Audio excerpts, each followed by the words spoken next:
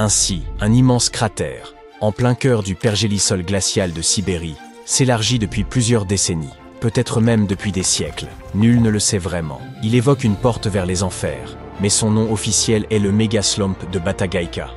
Comparable au Grand Canyon sous un climat polaire, il ne cesse de croître. La Sibérie est une terre âpre et mélancolique. Froid mordant, forêts obscures à perte de vue, nature farouche et sauvage, nulle trace de civilisation et désormais ce gouffre. Imaginez vivre là-bas, dans une cabane de bois perdue au cœur de la forêt. Un feu dans l'âtre. Puis soudain, un abîme colossal se met à avancer vers votre demeure. Il ne s'arrête pas, ne rétrécit pas, engloutissant tout ce qu'il rencontre. Arbres, sol, buissons, nids d'oiseaux, tout disparaît.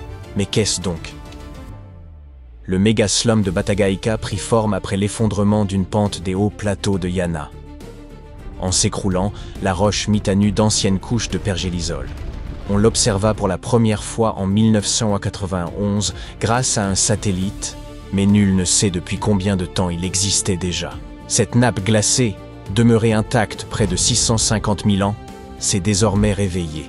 Elle fond et s'étend sans relâche. Même les scientifiques admettent que ce phénomène naturel, rappelant la silhouette d'une immense raie Manta, progresse à un rythme alarmant. Lors de cet effondrement, d'énormes quantités de glace et de roches sédimentaires se sont liquéfiées. Selon les estimations, cette masse équivalait à 14 fois celle de la grande pyramide de Khéops.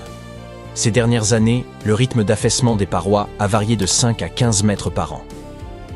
Quant à la rupture rétrogressive en forme de cuvette, ou RTS, comment? Qu'est-ce qu'un RTS? Il s'agit d'un terme désignant la désagrégation progressive d'un relief en forme de bol. Érosion, effondrement, approfondissement rocheux et autres processus analogues. Le volume total du RTS du cratère de Batagaïka s'accroît d'environ 1 million de mètres cubes par an, soit près de 400 piscines olympiques. Mais cette pente géologique monstrueuse s'étend-elle dans les profondeurs? Heureusement, il n'en est rien. La fonte du pergélisol a atteint le substrat rocheux et s'est arrêtée, écartant tout risque de gouffre menant aux entrailles de la planète. Les scientifiques estiment également que l'expansion finira par cesser, les bords effondrés approchant le substrat, situé au niveau des montagnes les plus proches. Cependant, avant cette pause, le creux pourrait engloutir quelque chose de particulièrement savoureux pour lui. Grâce aux images satellites, les chercheurs ont pu évaluer l'ampleur du phénomène et constater que la porte des enfers pourrait considérablement s'agrandir en absorbant la vallée adjacente, ce qui devrait se produire au cours des 2 prochaines décennies. Par ailleurs, la rivière Batagaïka se trouve sur sa trajectoire. Une collision modifiera son cours, accentuant l'érosion et provoquant de graves difficultés pour certains habitants aquatiques et forestiers. Espérons toutefois que la nature préservera poissons et animaux. L'aspect le plus intéressant réside dans le fait qu'un affaissement à croissance rapide peut engendrer un phénomène naturel qui, jadis, a contribué à l'apparition même de cet affaissement. Les émissions de gaz à effet de serre, les sédiments gelés du permafrost et les nutriments profondément enfouis dans le sol seront libérés, entraînant des modifications notables de l'environnement, telles qu'une hausse de température.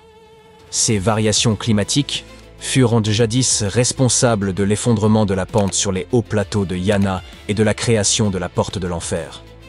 La température dépasse ici les normales et établit régulièrement de nouveaux records, de sorte que les chercheurs ne s'étonnent pas de la rapidité de croissance du gouffre.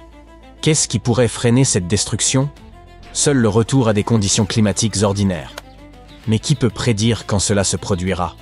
Quoi qu'il en soit, il est heureux que ce cratère se développe loin de toute zone habitée. Imaginez un instant qu'un tel effondrement se dirige vers une grande ville. Les habitants seraient impuissants et forcés à évacuer d'urgence. Et nous assisterions alors en direct, depuis un hélicoptère, à la chute des gratte-ciel sombrant dans cet abîme. Ah, au fait, nul besoin de faire appel à votre imagination pour ce cas. Un phénomène analogue se manifeste en Californie. Mais au lieu d'un affaissement colossal, il s'agit du geyser de Niland, une flaque de boue mouvante ou geyser en déplacement, unique au monde. Contrairement au méga-slump de Batagaïka, cette masse de boue n'est pas très vaste et son expansion reste limitée. Cependant, elle se comporte de manière bien plus étrange. En mouvement constant, personne ne peut la stopper. Cette flaque s'est formée en 1953, à environ 8 km au nord-ouest de Niland, dans le comté d'Imperial, en Californie.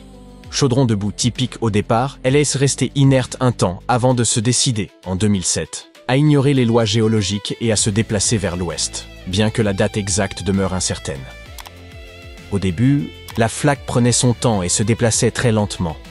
Mais en avril 2018, sa vitesse augmenta considérablement. Elle avait déjà parcouru 85 mètres depuis son lieu de formation, soit environ 3,5 fois la longueur d'un court de tennis. Comment se déplace-t-elle ainsi et pourquoi nul ne parvient à l'arrêter? Les gens ont pourtant tenté d'agir. Lorsque la flaque commença à s'approcher du chemin de fer de l'Union Pacifique, les ingénieurs édifièrent un mur de 24 mètres de profondeur.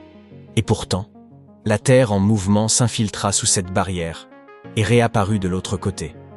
Mais quelle est sa nature, sa trajectoire et son origine? Les scientifiques l'ignorent, mais plusieurs hypothèses existent. La Californie abrite la mer de Salton, qui n'est en réalité qu'un lac salin peu profond. De nombreux chaudrons de boue parsèment sa rive orientale, parmi lesquels le geyser de Niland apparut et commença à se mouvoir. Certains scientifiques supposent que le substrat rocheux de ce geyser est particulièrement perméable, permettant à la boue et à l'eau de s'y infiltrer et de provoquer ce déplacement, un phénomène comparable à un tamis façonné par les fréquents séismes de la région. De surcroît, cette région reçoit d'importantes précipitations qui s'écoulent ici depuis le Grand Canyon via le fleuve Colorado. Elle accumule également une grande quantité de gaz naturel et de chaleur provenant du magma souterrain. Ajoutez à cela l'activité tectonique, et vous obtenez des conditions propices au déplacement d'une vaste flaque de boue. Les scientifiques possèdent les éléments du puzzle, mais aucun ne parvient à les assembler pour obtenir une image complète et identifier la cause exacte de sa formation. Pendant que les chercheurs réfléchissaient, la flaque approchait du chemin de fer de l'Union Pacifique. Et lorsque le mur échoua à l'arrêter et que le geyser continua de se déplacer, la gestion des chemins de fer dévia les trains vers des voies temporaires construites pour ce type d'urgence. On essaya différentes méthodes pour stopper le geyser en mouvement. Pompage de l'eau, saupoudrage de terre sur ses bords, réduction de la pression et bien d'autres techniques, mais toutes échouèrent. En août 2019, la flaque devint une menace directe pour la Highway 111. Le département des transports de l'État dut fermer la route et aménager une déviation, contraignant les automobilistes à un détour d'1h30 le long de la rive ouest de la mer de Salton. Aujourd'hui, la flaque a ralenti, mais tous attendent avec impatience de voir la suite. Qui l'eût cru?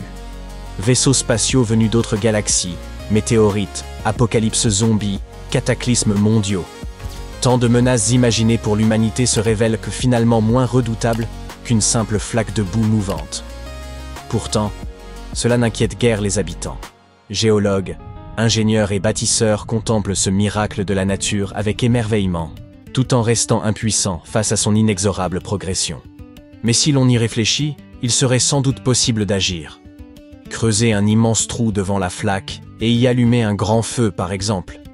Ce serait amusant de la voir simplement éteindre les flammes avant de poursuivre sa route. Quoi qu'il en soit, il demeure captivant d'observer l'évolution de ce phénomène.